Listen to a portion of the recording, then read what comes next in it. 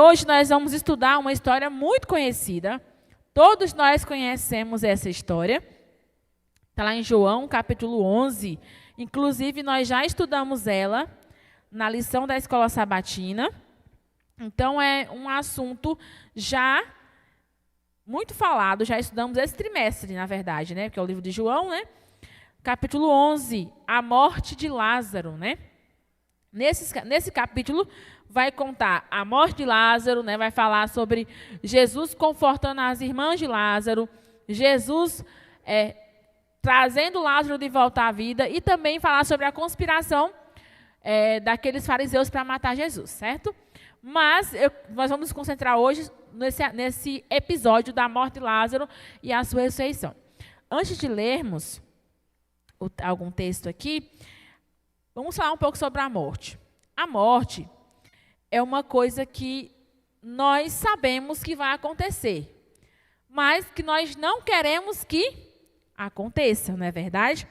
Olha só, então a morte é um inimigo a ser vencido, né? Nós temos aí uma análise estatística realizada pela FGV, que é a Fundação Getúlio Vargas, em 2020. Ela listou os 10 países com as maiores taxas de mortalidade do mundo. Como é que eles fazem essa base aí para saber quais são as maiores taxas do mundo? Simples, a cada 100 pessoas, eles calculam assim, a cada 100 habitantes, vamos supor que morre 20% daqueles habitantes, 20 habitantes, né? Eles calculam assim, a cada 100 habitantes, a quantidade de pessoas que morrem. E, por incrível que pareça, eles listaram os 10 países que têm as taxas de morte mais altas, ou seja, que mais morrem pessoas por ano. E desses 10, 5 deles estão na América do Sul. 5 deles estão aqui na América do Sul, que é a América que a gente faz parte, né? É o Peru, Brasil, Peru, Brasil, Bolívia, Chile e Equador. É nessa ordem aí. O Brasil, ele é o 7º país do mundo que tem a taxa de mortalidade mais alta. Então, são vários fatores que tornam essa taxa de mortalidade alta, né? Desde questão de violência, a questão da qualidade de vida das pessoas, de não se preocuparem com a saúde, fatos também relacionados às epidemias de doenças, né? A questão sanitária. Então, são vários fatores que são analisados para chegar a essas taxas de mortalidade, né? De mortalidade. Então, quando a gente vai estudar aqui um caso específico, né? Essas pessoas não são taxas, né? Quem morre não é uma taxa, não é um número. É o pai de alguém, é a mãe de alguém, é o filho de alguém, o irmão. Então, não são dados estatísticos, são pessoas que morreram, que têm entes queridos, não é isso?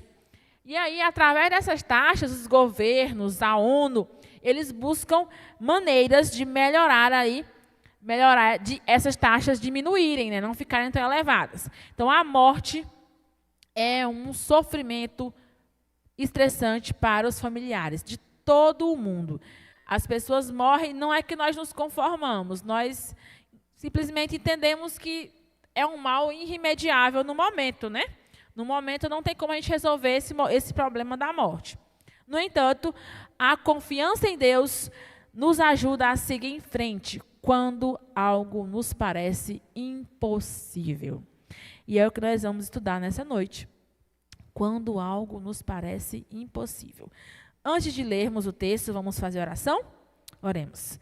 Santo Deus, amado Pai, estamos com a Tua palavra aberta nesta noite, nesse culto de quarta-feira do poder, Pai. O nome do culto é Quarta do Poder, porque o Senhor vai nos dar poder para enfrentarmos as dificuldades que surgirão em nossa vida. O Espírito Santo do Senhor nos ilumine nesta noite, em nome de Jesus, amém. Vamos ler aqui o versículo 1 e o versículo 2, olha só.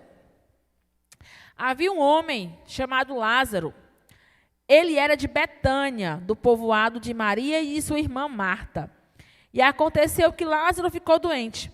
Maria, sua irmã, era a mesma que derramara perfume sobre o Senhor e lhe enxugara os seus pés com os cabelos. Então as irmãs de Lázaro mandaram dizer: a Jesus: Senhor, aquele a quem amas está doente.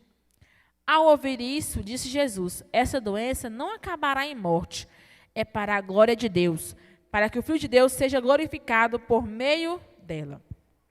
Jesus amava Marta, a irmã dela, e Lázaro. No entanto, quando ouviu falar que Lázaro estava doente, ficou mais 2 dias onde estava.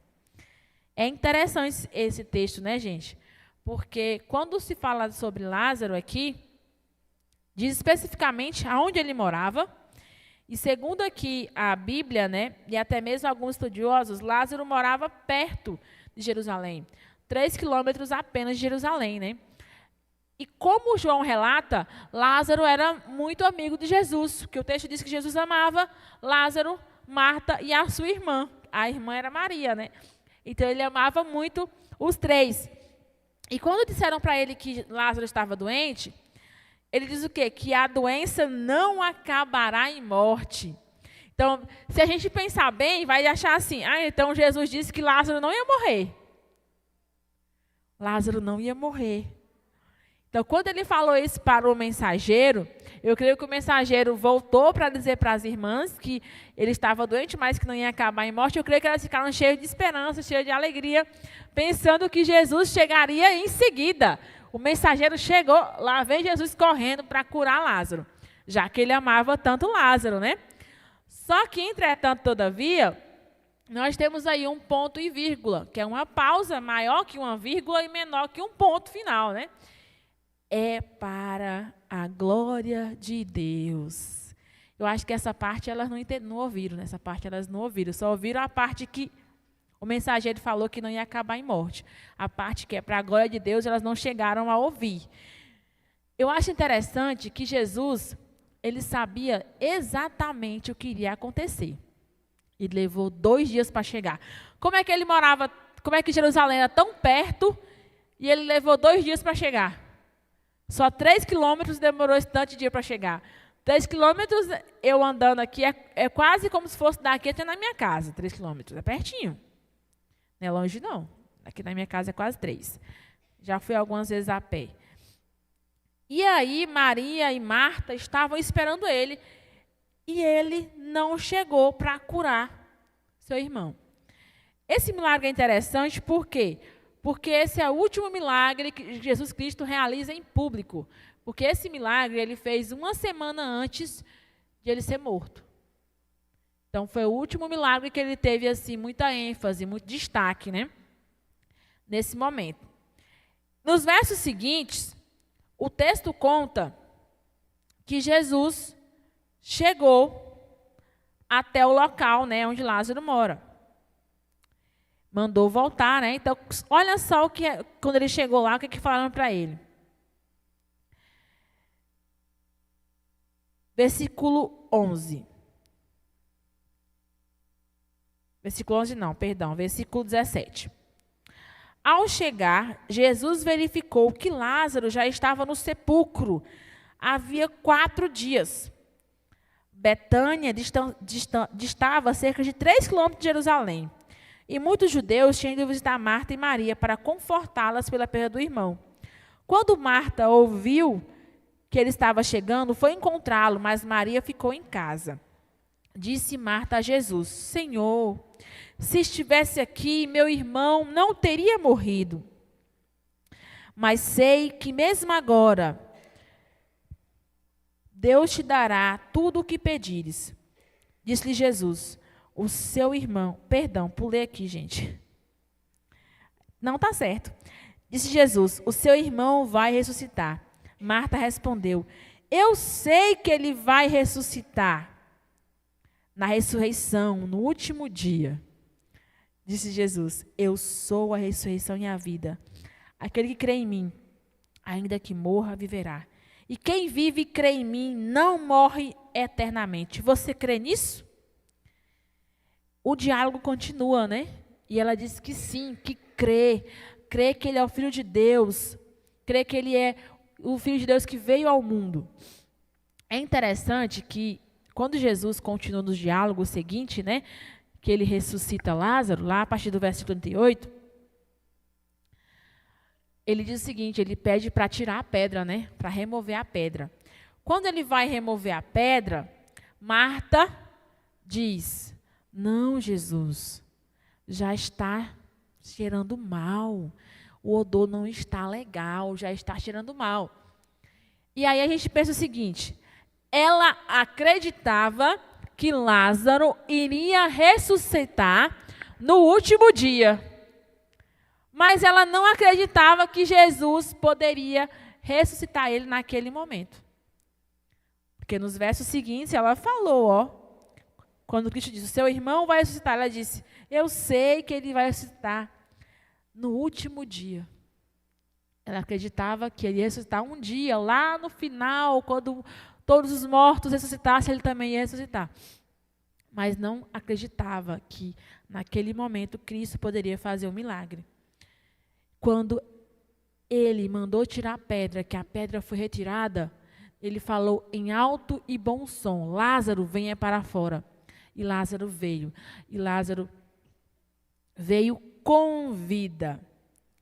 Essa história, irmãos, é muito interessante, porque quando se vai pregar sobre essa história, tem muitas coisas a serem faladas. Mas o meu foco aqui hoje é no plano de Deus. E quando Deus não faz as coisas da forma como a gente quer. Imagine aí como seria legal e interessante se quando Marta pediu para avisar Jesus que Lázaro estava doente, se ele já tivesse voltado de imediato e já resolvido o problema. Lázaro, você está curado. Pronto, segue a vida.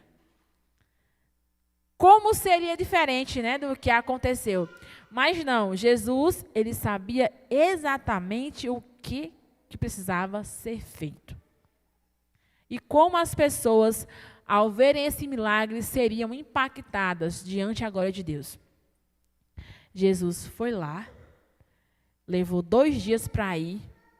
Quando chegou lá, tinha uma irmã que tinha fé e não tinha, acreditava e não acreditava, e através do milagre de trazer o seu irmão de volta, ela teve ali a prova perfeita, concreta, que Jesus é o Filho de Deus. Aí eu gosto de imaginar assim, você já pediu uma coisa para Deus, já pediu muito uma coisa para Deus, que não aconteceu, ou que aconteceu, mas não da forma que você queria? Eu já pedi. Já pedi coisas que não aconteceram da forma que eu queria. Ou não aconteceu. Porque Deus, ele vê o quadro completo, ele não vê um pedaço só. É interessante que a minha vida está conectada com a vida de vocês. Porque vocês fazem parte do meu ciclo, eu faço parte do ciclo de vocês, né? Do ciclo de convivência. Nós temos vidas conectadas. E Deus, muitas vezes, trabalha com planos. O plano que Ele tem para mim, ele acaba em algum momento se conectando com o plano que Ele tem para você. Em algum momento. É interessante, tem hora que eu sou meio doida, gente. Não sei se é que eu leio a Bíblia, né? E eu fico pensando nas coisas. Fico pensando. Refletindo. E nós queremos ter a capacidade de controlar, de pedir para Deus para fazer da forma que a gente quer, porque nós não enxergamos o quadro completo. Não enxergamos o quadro completo. Tem coisas que acontecem na nossa vida que nós tomamos decisões que saem do plano de Deus. Aí a gente acaba quebrando a cara e seguindo o rumo que Deus já tinha traçado para a gente. A direção certa, mesmo nos desviando. Eu vou contar para vocês, deixa eu ver aqui o meu tempo. Não, meu tempo está bom.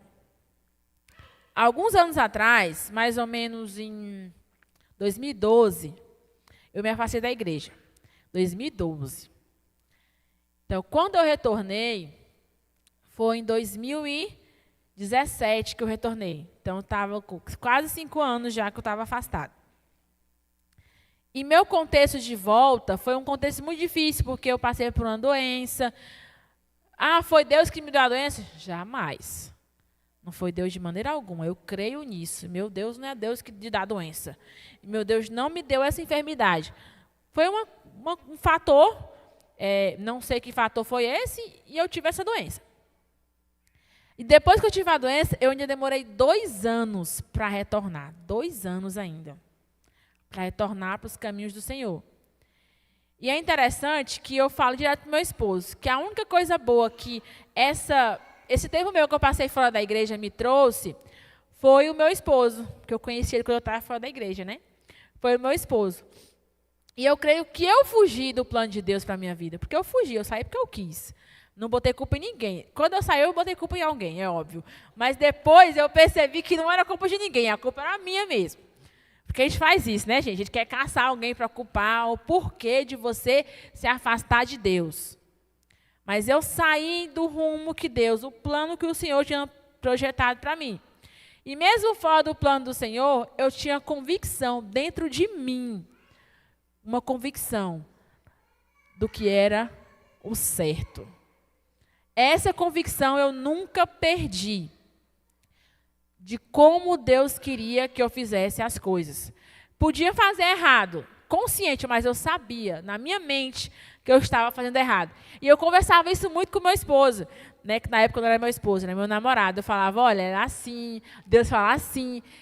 E eu sempre fui falando para ele a verdade. Então, eu entendi que, quando eu saí do caminho do Senhor, o meu caminho se conectou com o caminho do meu esposo. E aí, quando eu retornei para a igreja, ele veio, eu me rebatizei, e ele se batizou. E nós estamos aí caminhando, trilhando este caminho aí. Era algo que eu não imaginava que iria acontecer. Eu fugi do plano de Deus, mas eu retornei para aquele caminho. E às vezes, muitas vezes, nós traçamos os planos, e por mais que seja uma coisa boa, a direção seja boa, Deus entende que lá no final, lá mais à frente, isso vai causar problemas, quer seja espiritual, quer seja emocional. Então, tem muita coisa que nós fazemos, que nós queremos fazer, que nos levam para a cova. Agora, imagine só, Lázaro estava numa sepultura. A sua família enfrentava um momento de dor e de sofrimento. Existem pessoas que estão dentro de uma sepultura também. Irmã, está morta. Dentro da sepultura, literalmente, não. Quando eu digo que ela está na sepultura, é que ela está enfrentando uma dor tão grande que ela não consegue sair de dentro dessa dor.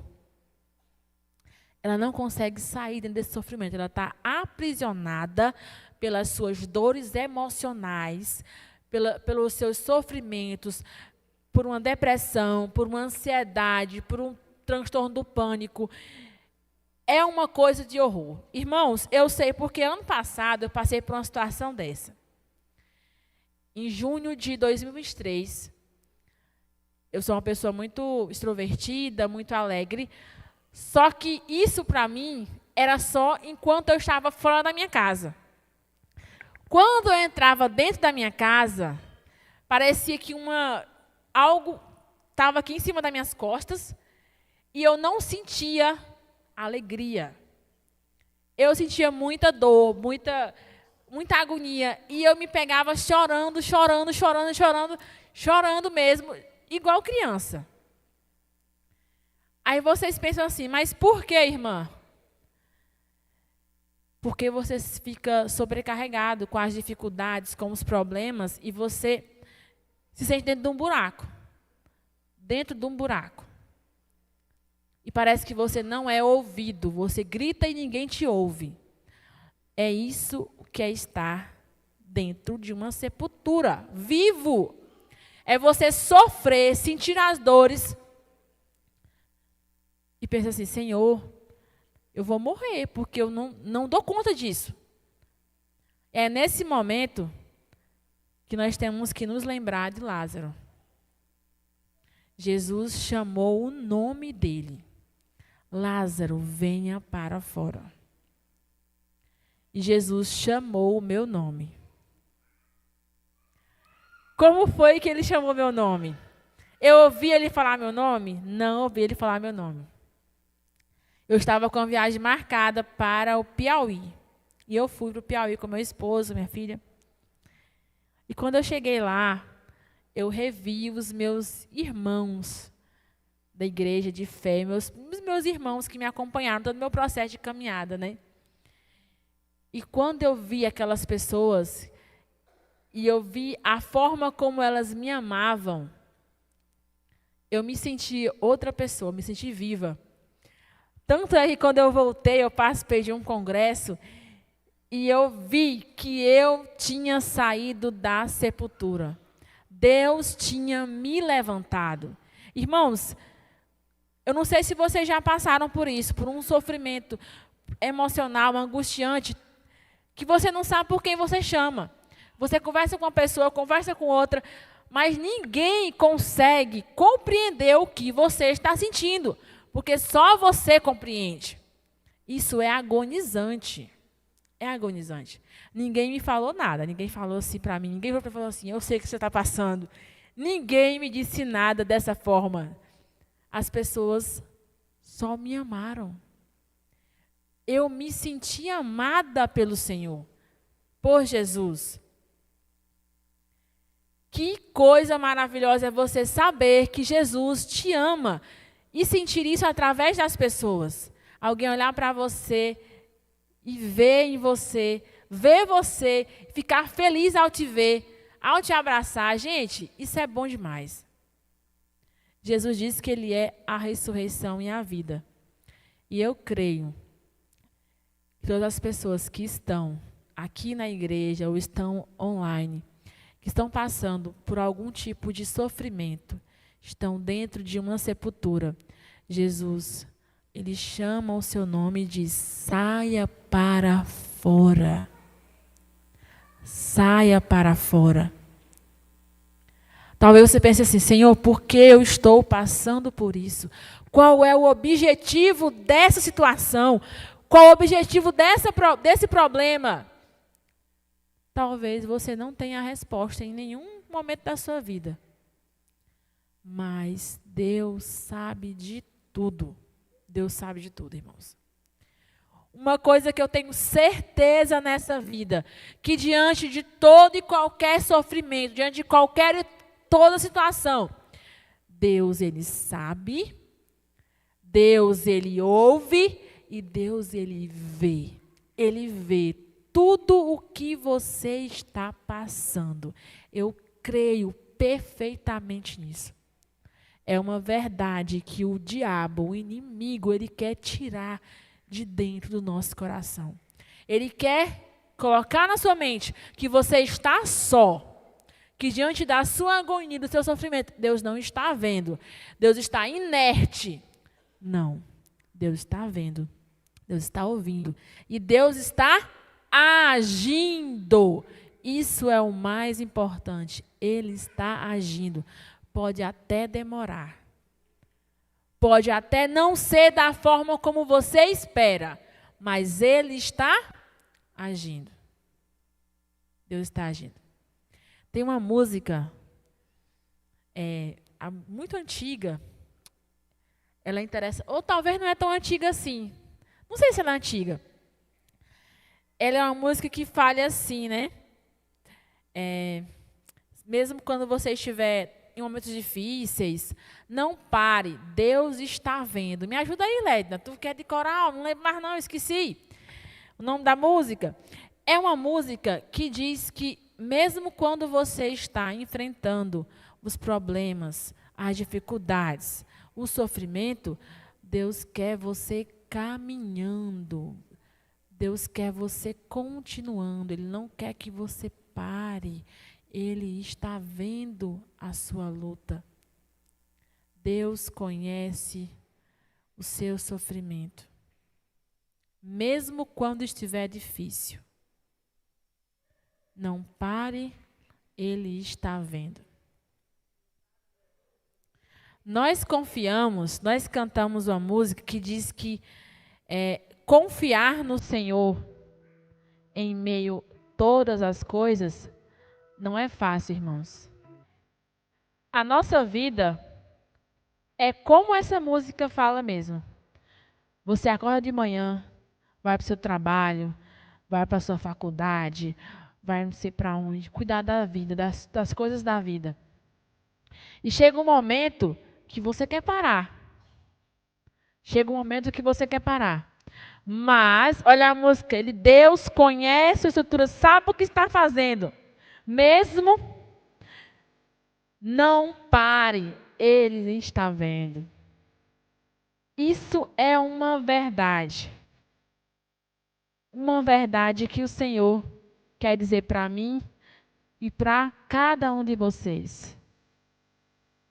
Ele não mandou você parar. Ele não mandou você deixar de fazer o que você está fazendo. Prossiga. O Senhor Deus vai te guiar. O Senhor Deus vai te ajudar. Talvez não seja com o que você imagina, mas vai ser com algo muito melhor do que você espera. Deus fez na vida de Lázaro algo que ele não imaginava. Nem ele, nem a irmã imaginava o que ele iria fazer. Ele podia ser curado, mas ele foi ressuscitado. Depois de 4 dias.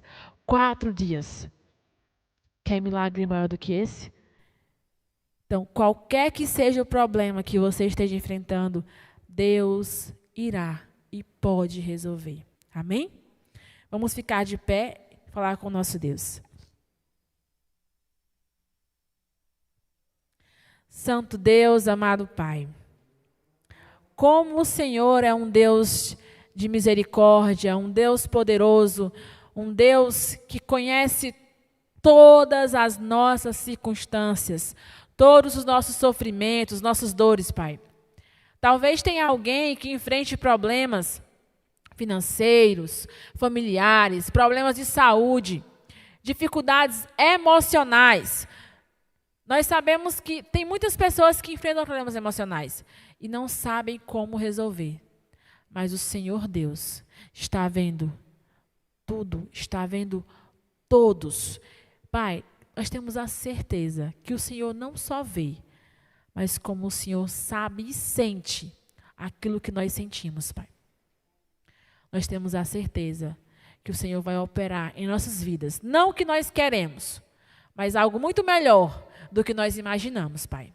Por favor, cuide do teu povo que está aqui na tua casa, as pessoas que nos acompanham pelo YouTube, que em algum momento expressaram seus pedidos de oração, Pai.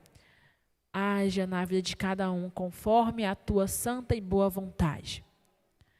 É isso que pedimos em nome de Jesus. Amém.